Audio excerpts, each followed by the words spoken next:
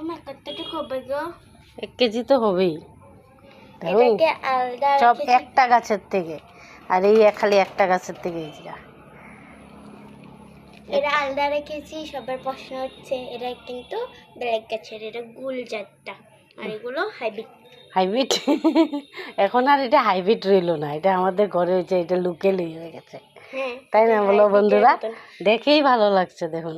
Hybrid গাছের সারনা দেওয়া। দেখুন কত বড় বড়। এইটা আবার এত রাম, এটা কি হলো?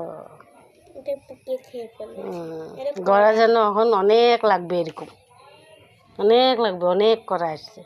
কেটেটা পুহু এখন কিতা খাইবা এটা দিয়া? পুর পুর খাইবা? পুর শস্য দিয়া? টাটা। টাটা।